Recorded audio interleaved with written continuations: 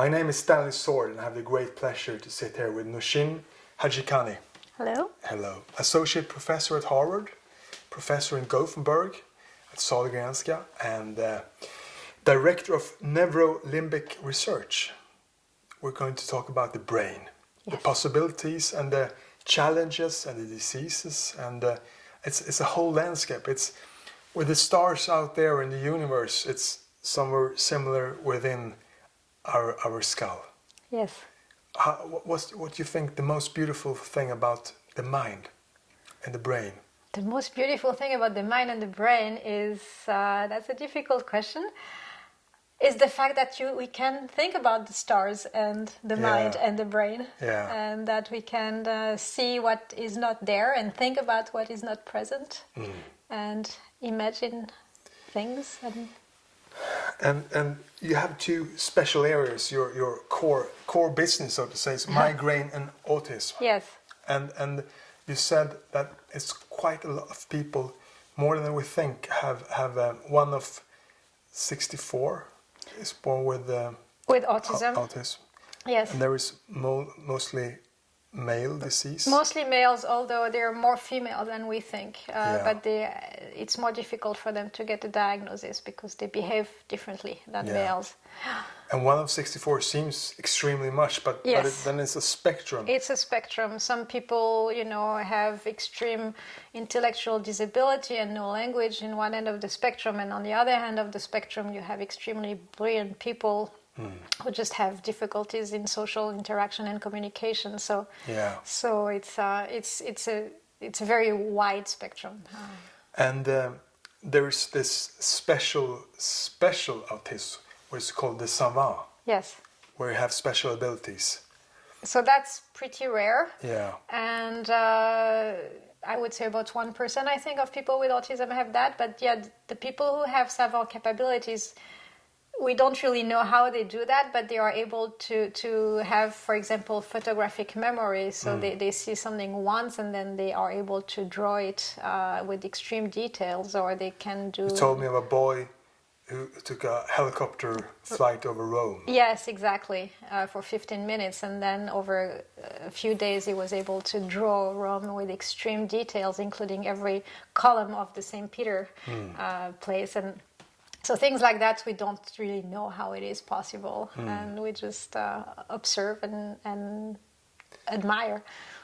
And when you're especially good at something, then you say you're blessed with something. But when there's this social that could both be a positive thing in life, and it could also be a curse, so to say, for the individual. Yes. Other people admire it. But for the individual, it's a curse.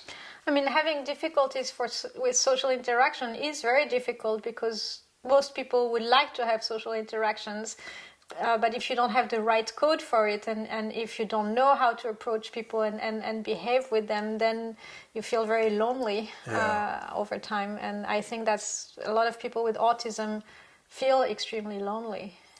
And you've been working a lot with the eyes, the eye movements, our eye contact, that we try to establish here now. Yes.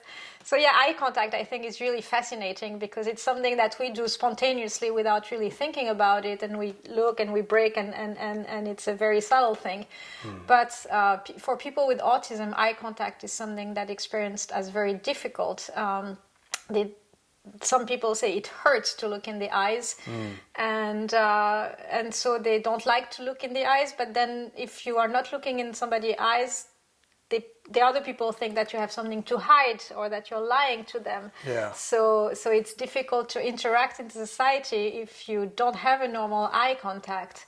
It is also so that the more you look in the eyes and the more you look in the face, the more you learn to interpret the very subtle emotions that people have all the time. You have mini smiles or mini anger expressions, and when you interact with somebody, this is very important to calibrate your discourse if you want.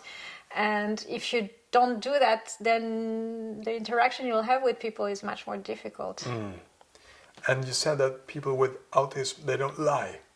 So yeah, it's. I think it's a generality, but I think it's generally true that people with autism don't lie and are very honest people, because what is difficult for people with autism is what is called theory of mind, to put yourself in somebody else's shoes and imagine what another person would be thinking. That's the part where they have the biggest problem. And so lying is all about that, is really deceiving the person by imagining what they could think, or, and things like that. So this is one of the many qualities that people with autism can have in your interactions with them. And having a handicap, can you use some advantages of that? Is there any strength in having autism? Yeah, there are many strengths in having autism, such as being able to, for example, concentrate for very long periods of time on something of interest to you, or being very good with details, having much more detail-oriented. So for some people with autism are the best librarian possible, for example, because they know systematically where things should be and how they should be. And so there are some jobs that are very good for them, and some jobs that would be very bad for them. Yeah. And the eye tracking, there's a lot of new AI research now coming out, and that you can use to kind of track the eye movements.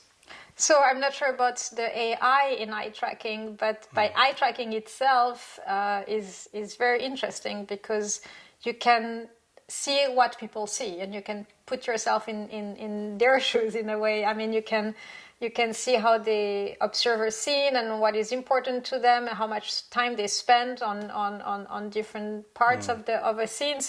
So it's, when you have a child with autism, for example, you don't know why they might have difficulties, and by looking on how they look at things, you can learn things.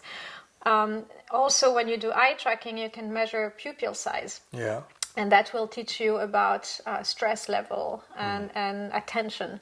And that is also something that's extremely interesting to study. You can also see how much empathy people have, and how much they adapt their pupil size to the other person. And we recently just published a study showing that people with autism actually have exactly the same amount of empathy. They adapt their pupil size, so this is an unconscious process, but they have the same adaptation of pupil size as typical people, which shows that a lot of things that we were thinking about autism as being a problem with affective empathy is not true, and that there is maybe something else that we should be looking at. And there's a lot of anxiety for people with autism. Yes, because they're suffering with depression. There is a much higher level of anxiety and depression in autism, because, if you live in a world where you don't understand the rules of the world and they seem to be changing all the time, it's very difficult, and that's basically what they have to experience. And that's, plus loneliness, is not easy for them to survive in daily life. And the future lies ahead. What can we see in research? Is there any good things coming out that will relieve the pain from I think there are many things that are important. First, to recognize autism and what it is and what it's not, to be able to... you said it before, there were some skeptic people in the research community as well, and doctors that thought it was more inflicted... by the mothers, fortunately there are very few people like that left, I hope. But until not so long ago, people thought that autism was a psychiatric disease that was inflicted by bad mothers because of work from Bettelheim and other people like that who created disasters, actually. And then you had psychoanalysts that were thinking that they could cure autism by having them lie on a couch and talk when they were nonverbal even. So that was a bit crazy. But now we know that autism is a brain disease, is a neurodevelopmental disease. It's a brain that is not constructed in the same way than in typical people, and we need to understand that and help that. And I mean, when we learn to accept people with this difference, do we grow as people ourselves? Absolutely. I mean, I think it's so important that people learn to accept people with differences, and may it be, you know, cultural or of appearance and or of brain function, because we learn. I mean, we're all humans, and we know we need to expand our vision beyond just ourselves. And what could be groundbreaking? What could be disruptive in the future on research on autism? I think being able to help people with autism to interact with other people would be important, so that they can suffer less. And there are many ways one could imagine doing that. One of them is to habituate them to interact with other people and to be looking in the eyes, for example. And we have a project looking at that now in Gothenburg. Another one is hopefully this drug that is in a phase 3 trial, which basically will help to reestablish the balance between the excitatory and the inhibitory systems in the brain by decreasing the amount of chloride that is in the cells. It's a bit complicated story, but that's in short is how it works. And if this gets confirmed, it may help the core symptoms of autism and help people with autism interacting maybe in an easier way. And could you give some advice for siblings and fathers and mothers and friends of the families that have people with? So I mean, you have to realize that it requires a lot of effort for a person with autism to interact with other people, and they are extremely sensitive to a lot of things, sounds and lights and smells and all kind of things, and that when they are interacting with other people, everything they need to process and think about. So it craves a lot of energy, and they need time off. So you need to respect that they need this time off and leave them alone when they need to be, and you know, be kind and gentle to them. I think is very important. That's And the other area that you were researching in, have you had the unfortunate to feel yourself migraine? Yes. It came later on in life for you. Yes. On Saturdays mostly. Yeah, when I was forgetting to eat. Yeah. You have to be Sherlock Holmes in order to discover. Exactly. No, I mean, migraine research is fascinating. I mean, clinical migraine research, helping people who suffer from migraine to understand why they have a migraine is a Sherlock Holmes type of thing to do, because there are so many things that can trigger. It can be food or lack of food. It can be some, wines. It can be cheese and all kind of things like that, or exercise, or and certain circumstances, lack of sleep, etc. So it's important that people who suffer from migraine have a diary where they write every time they have a migraine and try to remember what happened before, so that you can kind of try to avoid. And people with migraine, you don't see that handicap on them. Yeah. So it's hard to relate to the pain and to the limits that they have in everyday life. You said it's up to 3 times a week. I mean, it depends. Some people have 1 or 2 migraines a month. Other people have them much more often, and some people have different levels of severity. For some people, they have to go and hide in a dark room, and they are vomiting, and they can't stand any light or sound. And other people, they're just suffering a bit, but they can more keep on their day. So it's and within one person, you can have different levels of severity of a migraine. So, but it's true. I mean, it's a disease where you don't have something obviously on your face necessarily, and so people needs to believe that it's a true thing, and for a very long time it was considered as a female disease that was not that important. And but with research we've been seeing that migraine actually changes your brain and leaves scars, if you want. You can see differences between the brain of a person who has migraine versus another person, and that repetitive episodes of pain change the brain and make it more sensitive to pain. So you go into this kind of a vicious circle of pain processing. And so migraine is something different altogether compared to regular headaches that I have, for example. They're based in the muscles. Migraine is based on the brain. So yeah, migraine starts in the brain. It's the neurons that fire in a too much, if you want, and that starts a cascade, and at the end what happens is you have a sterile inflammation of the meninges, and that is what gives you this throbbing headache. It's the vessels and the nerves that are around the vessels of the meninges that hurt. Whereas a regular headache or a tension headache is more, the muscles around your head and the tension in the muscles. But you can have both. Also, some migraineurs have migraine and tension headaches. So yeah. And how is there's a lot of females compared to men having migraine? Yes, migraine affects more females than males because hormonal cycle play a big role, and it's How is it shift? Is it 50, 60, 40 or 30, 70 or? I would say there are 3 to 4 times more female than males that suffer from migraine.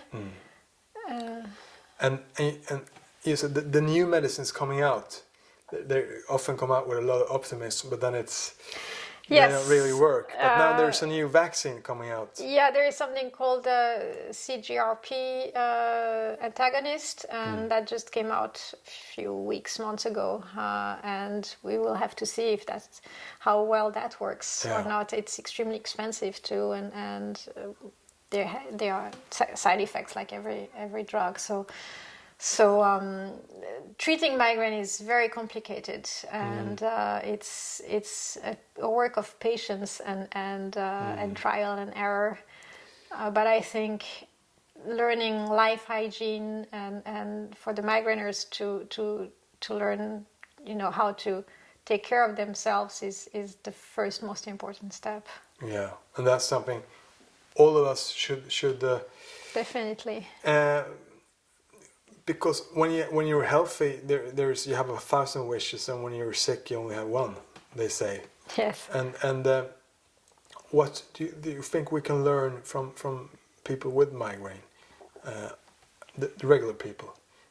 Appreciate life because they feel appreciate when you don't have. I mean, it's of course difficult if you don't suffer to realize how nice it is because it's your normal state. Yeah. I guess if you come out of suffering, you do appreciate it more. Yeah. But you can't ask people to go and bang themselves with a hammer to appreciate when they stop. Oh. So it's.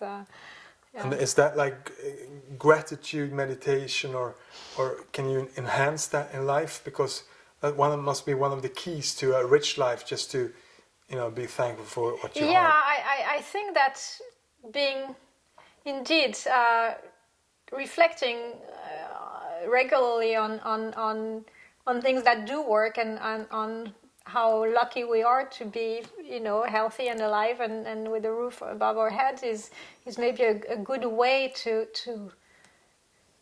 to appreciate things before they go away, because often you do appreciate things once you lose them. And maybe we should not need to be sick or in distress to be able to realize these things. And you lost your mother some years ago. Yes. She was an actress. Yes. And your father was a doctor. He is. And you were born in Switzerland. Yes. And you're working in America now. Yes. Americans, they often mistake Switzerland for Sweden. And so Sweden, and then I get them even more confused when I tell them that I was born in Switzerland and I speak Swedish, and then. yeah. So it's all blended together. And you trained to be a doctor in Switzerland. Yes. how, you can really compare those. It's in the same continent as Sweden, but it seems Switzerland is this solar state within the European Union with a own culture for a long time, and Yes. with Roche and a lot of pharmaceutical companies, it's a strong base. What's your reflections on the different cultures between Switzerland, Sweden, and the States? So I never worked as a doctor in the US. I've been only doing research, so I can't really comment on that. But what's struck me when I was comparing the Swedish and the Swiss system in the hospital was a very different sense of hierarchy.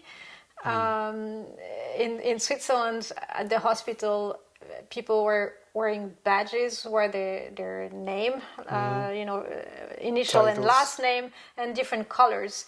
And it was like almost an army system. When you meet somebody, first they look at the color of your badge, and they will change their discourse more or less according to that.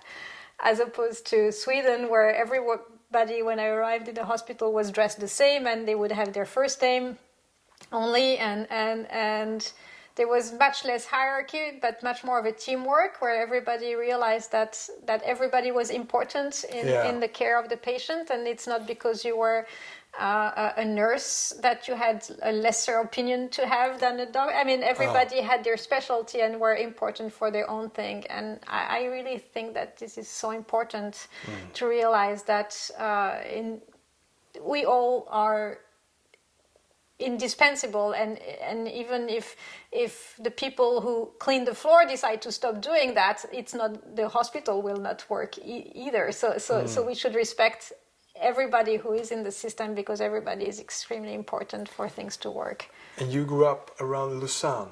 Lausanne, yes. Beautiful place. It is very and nice. You learned French. Yes. And German. And German and Latin and English eventually. Yeah. And then you started to read literature and language at university. Yes. What for a little bit. What did you learn from that? You thought it was too boring, but before but what I really enjoyed was in linguistics when we started talking about the different axes of language and aphasia.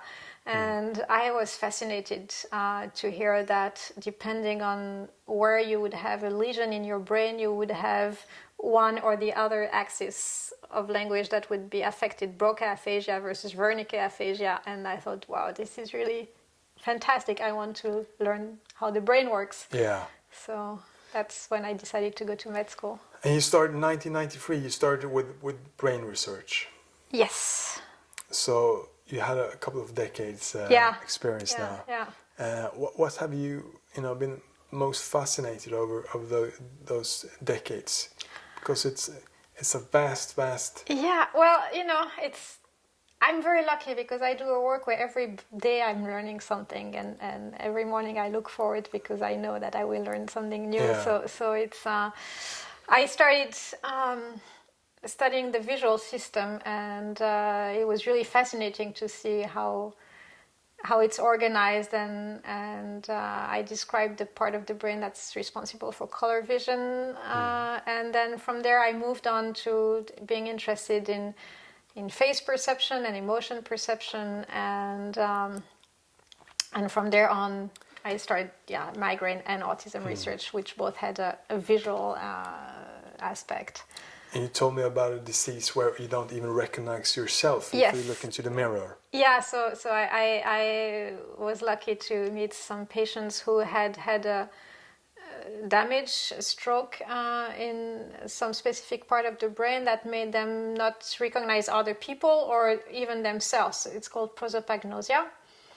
And there was this man I never forget who was telling me that he could not recognize himself, and sometimes in the shopping mall when they had these big mirrors, he would go and run into himself because he thought that the person coming across would let him the way, and he could not see it was himself. So it's and you told me we use most of our brains. We there's this myth that we don't really use only 10% of it, but that is the things that we can train is our focus and our memory.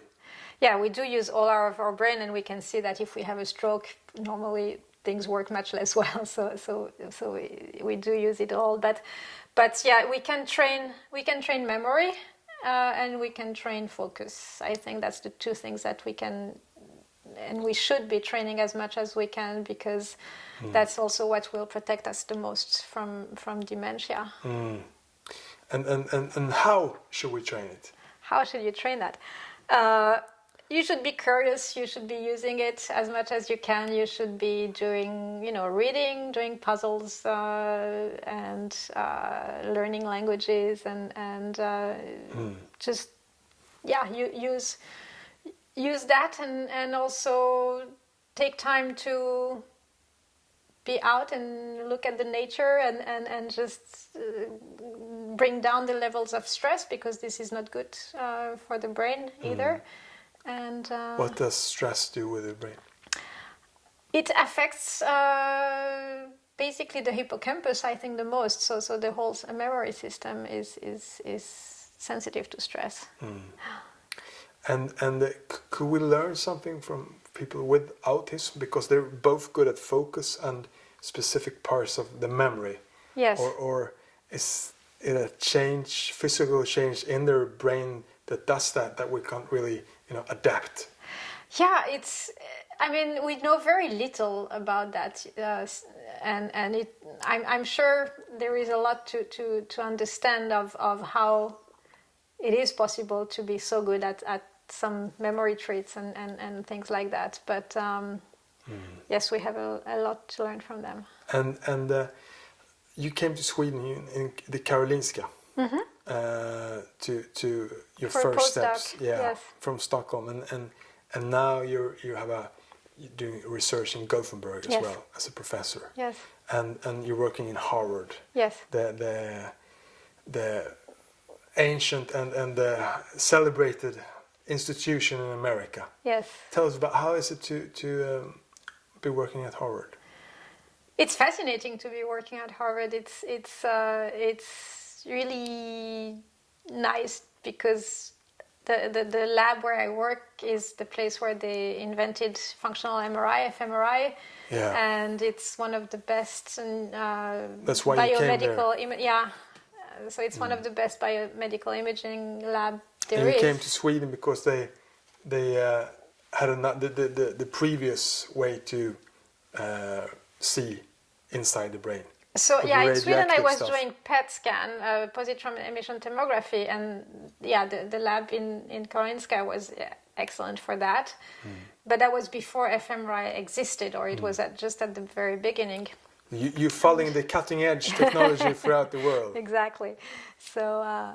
And what do you think Harvard will be known for in the future? Is there anything else coming out? Do you see any tendencies on research that's groundbreaking? So what is going on nowadays is they are getting a new machine called the Connectome, and which should be a very powerful machine to look at the connectivity of the brain and the white matter, and give us much more precise images of that. So I think this is going to be the next big step that I will be able to take part into, hopefully.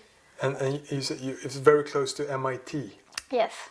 And there is a cultural difference between Harvard and MIT. A little bit. I mean, actually, there is even one thing called HST, which is the combination of Harvard and MIT.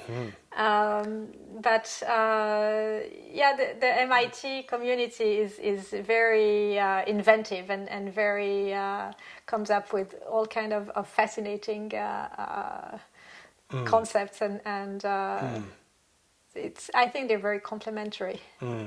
And your partner, he's a gallerist. He has an art gallery. He's an architect, and he has an art gallery. Yes. Yeah.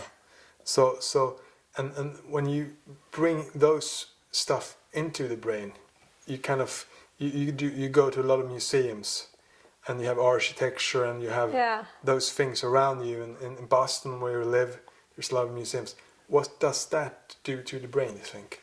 I think looking at art can be a very powerful way to develop the brain, and actually looking at art, asking yourself things. I mean, not just looking and passing, but looking at art and trying to have a discourse about it and thinking about it and why you have these feelings and what you think about it actually helps to develop your executive functions and to learn how to focus and to have memory and to. So I think that is something that it's been actually proven that it can be very good for children to sit together and do what is. There is a method called visual thinking strategies, where kids are sitting together in front of a painting and they will talk about it, and they are asked, what do you see and what makes you think about that? And there is no right or wrong answer, but it's just talking about it that apparently really helps to develop the brain and to learn to focus and resonate. Reason. And when you look at young children, you see, they have creativity, they're enthusiastic, their appetite for life, and then people become adults, and for some it changes. Yeah. What can we learn from children? Can we stay as plastic and vivid in our mind? I think we should always try to conserve the child that is within us, and I think we should help children to enjoy as much as they can the fact that they are children and they are curious and they should be out in nature and being fascinated by small things and I think it's very sad to see that a lot of children don't go out and don't see the nature and they spend a lot of time watching screens instead and I think maybe being curious is the most important thing you can have throughout your life if you want to keep on being happy. Yeah. And that's something you should cultivate in children, I think. And creativity. Mm-hmm. Where do you find your own creativity and how can we enhance that in life? I think it's difficult to know how to enhance, but for me it's really when I walk a lot, and it's when I walk or when also I think for a lot of people is taking a shower is often where you have these ideas that come up to your mind, and it's Is it that shift when you put on a light that when the water hits the body, it relaxes and it soothes? Probably there is the relaxation and also the fact that you are alone with your thoughts. I mean, you're not listening to anything, you're not watching anything. You're just, it's you and yourself, and that allows you to kind of drift somewhere. Yeah. When you walk, it's the same. If you're walking alone and you're just looking at nature, and you can start having thoughts and free associate things, because I think the secret of creativity is basically when part of your frontal lobe goes down a little bit, and the thing that controls your ideas, that is normally always there to make things logic and in series, suddenly goes down a little bit, and suddenly you connect things that you were not going to be connecting otherwise, and that's why also some people, they drink and suddenly they have an idea. Yeah. It's just getting loose for a while and allowing things to connect that they would not necessarily connect. And you've been part of a lot of research communities. Mm-hmm. How do you build a great team that will be Nobel Prize winning in 25 years from now? You find other curious people. You find enthusiastic people. You find people who like bouncing ideas back and forth, and but I think curiosity and creativity and enthusiasm are the secret ingredients. Do you think that business life can learn something from your field? I don't know so much about business life, so I don't know how to answer that question. Because you put together small groups. Yes. It's like with the Navy SEALs and small groups of people solving problems together. and breaking Possibly. groundbreaking Possibly. experiences. Yeah. So do you think that you could, implement lessons and the wisdom from other fields of the world, like sports and business, into the scientific mind, so to say? I'm sure that there is things that we could import from other branches, but I don't know enough about them actually to be able to comment very much about that. And you read a lot as well. I do. Are you able to take wisdoms from history and from the collected mind of authors? Yeah, sometimes you read a novel that where you see things described from life that resonate with other things and can help you have ideas about things, and you have more theoretical accounts of things, and or you can just relax by reading a detective novel as well. That's super and that important sometimes as well. is nice. Yes, absolutely. So what would be your 3 best pieces of advice for young people who want to become a doctor and who wants to become, researchers in medicine? Work hard. Again, be curious and try to not always think mainstream, but make your own opinion about things and try to experience things from inside. What do you think your own strength as a researcher and your own weaknesses? How do you look on them? What can you grow in? I can grow in a lot of a lot of ways, I'm sure. I guess one of my strengths is I can work pretty hard, and that helps. I can focus for long periods of time and make things happen. It's very difficult for me to answer these questions about my own strengths, but yeah. A hard worker. What can you grow in then? What can you be better at tomorrow? Oh, I can be better at probably being less stressed. Yeah. And letting go more easily. Taking more showers. Taking more showers. And more walks. Exactly. And there's a lot. If you look at America today, there's Yes. the San Francisco area, Silicon Valley. Yes. There's a lot of groundbreaking companies. Is it the same thing within medicine? Is there hubs that are extra creative and extra productive? In the medical field, there are some places. In Boston, it's really amazing because you have many hospitals and great universities, and I think a lot of Hopkins. John Hopkins. Oh, that's another story. In the intersection between startups and pharma type of thing and universities and hospitals together can of course create groundbreaking medicine. And the difference in the research culture between America and Europe, how do you find that?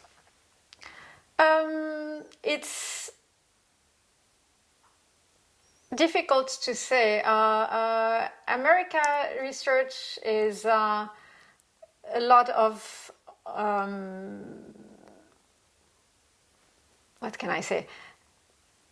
You spend a lot of time asking for money to do research in America because a lot of people are on soft money, meaning you pay your own salary. So you have to be super excellent in able to survive in that field. But you are on the cutting edge most of the time, and the level is excellent.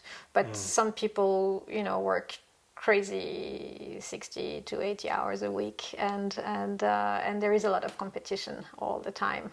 Yeah. In Europe, people maybe are more thoughtful and in depth, and maybe can care more about their own life as well as their job, and it's maybe there is a better work-life balance that can be achieved in Europe versus America for a researcher.